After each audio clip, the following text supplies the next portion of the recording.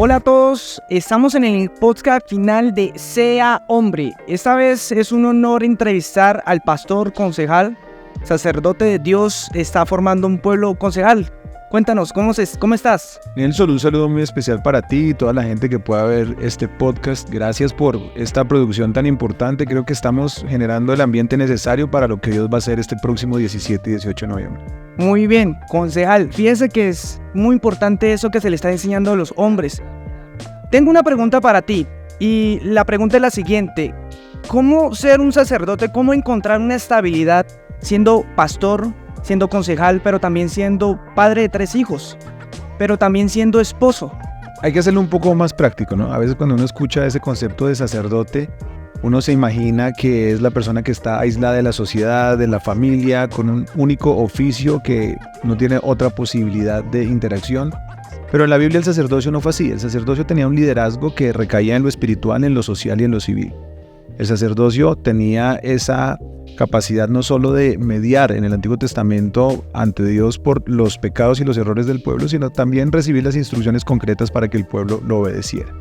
Ya en el Nuevo Testamento ese sacerdocio se le da a todos los creyentes y ahí es donde tenemos la posibilidad y la capacidad como padres, esposos, líderes, profesionales, de entender que tenemos la necesidad de hacer lo que Dios nos pone a hacer bajo los principios, la presencia y la dirección de Dios.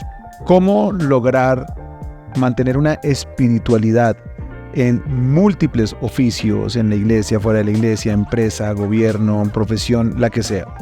Número 1, tenemos que entender que nosotros no somos competentes por nosotros mismos. La competencia viene de Dios. Lo segundo, como la competencia viene de Dios, si entendemos el principio que separados de Dios nada podemos hacer, eso va a ayudar muchísimo a que organicemos nuestras prioridades y Dios sea el primero. Y lo tercero es que, sabiendo que somos competentes por Dios, dependemos de su presencia, si nosotros hacemos todo lo que hacemos para agradarlo a Él y hacer su voluntad, pues Él nos va a dar una gracia especial y una capacidad para lograr enfrentar todo lo que podamos tener como reto en el trabajo, en la iglesia y en lo que Dios nos ponga a liderar. Luego, entonces, creo que el reto es que esa hombría que está en duda en esta modernidad, porque creemos que la hombría es por gritar, hablar, únicamente producir, pero cuando uno se va a los parámetros o a los principios bíblicos se da cuenta que el concepto de hombría trasciende a capacidad más por responsabilidad y sobre todo roles de funcionalidad que hacen que las sociedades sean más justas y prósperas. Interesante, pastor. Fíjese que aquí nos enseña cómo tener una estabilidad en todas nuestras áreas. Ahora yo te pregunto de manera personal, porque todos los días tenemos problemas, todos los días hay circunstancias, chicharrones como normalmente decimos nosotros. ¿Cómo darle manejo a esos pequeños chicharrones de una manera adecuada, como un varón debe confrontar la situación? Tiene que ver mucho con la respuesta inicial. Cuando pensábamos en este Congreso de Hombres, Dios nos llevaba al momento, que además es un momento muy interesante, en el que David está dándole una instrucción a su hijo, quien le va a suceder en el trono, respecto a algunos parámetros que tiene que obedecer para ejercer un gobierno correcto y sobre todo un gobierno bíblico. El texto bíblico dice que en los días que David ya tenía que morir y seguía el camino de todas las personas en la tierra, le dice a Salomón lo siguiente: guarda los preceptos de Jehová tu Dios, andando en sus caminos, observa sus estatutos, mandamientos, decretos, de la manera como está escrito en la ley de Moisés. Pero antes de darle toda esa instrucción le dice: tienes que esforzarte y ser hombre. La forma de solucionar los conflictos es a través de la sabiduría bíblica que nos otorgan principios que permiten que la vida sea más fácil. Principios como padres, principios como esposos, principios como líderes eclesiales, principios como mayordomos, porque los problemas vienen cuando esos principios no son aplicados. Sin duda que van a haber momentos en los que por alguna razón no podemos aplicar esos principios y vienen los problemas. ¿Cómo se solucionan? Aplicando los principios. Si es una situación familiar, tenemos que revisar qué principios de la sabiduría bíblica no estamos aplicando para que no tengamos un equilibrio o una armonía familiar. Si en una situación económica, hay que revisar si es un tema de ahorro, de un gasto limitado, si es un tema de inversión o si es un tema de que estoy faltando con algún principio bíblico, mis diezmos, mis ofrendas, el ayuda al prójimo.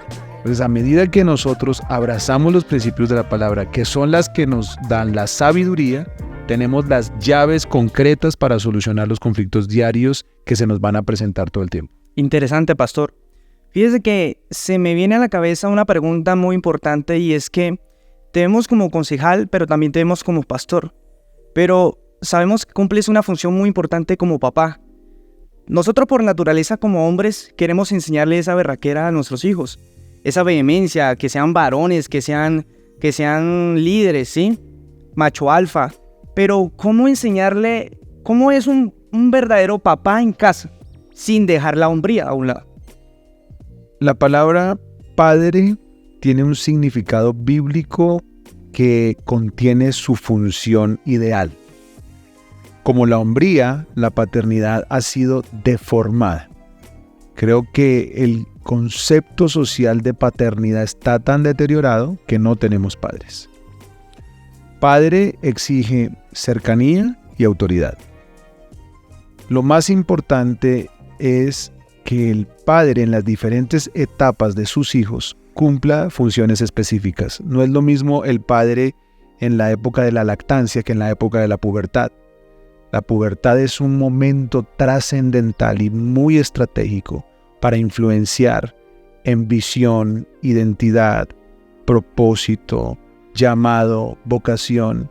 Y en eso los padres estamos llamados a ejercer una paternidad intencional y estratégica. Cuando la palabra dice bienaventurado el varón que llenó su aljaba de hijos, refiriéndose a aquellas flechas, porque previamente en el mismo Salmo 127 dice que herencia de Jehová son los hijos y cosa de estima el fruto del vientre, y después procede diciendo que es una bendición llenar la aljaba, refiriéndose a los guerreros que llevaban sus flechas en aquellos sacos, y allí cabían 5 flechas.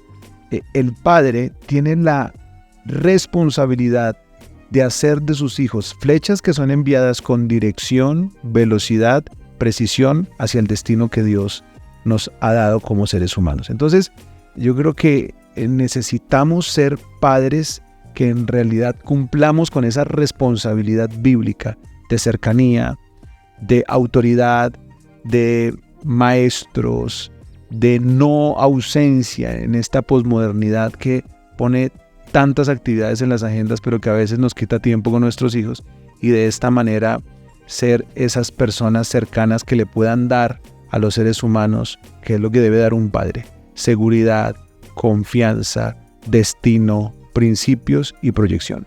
Excelente. Pastor, gracias por este tiempo, gracias por esas muy bonitas palabras que construyen y enriquecen.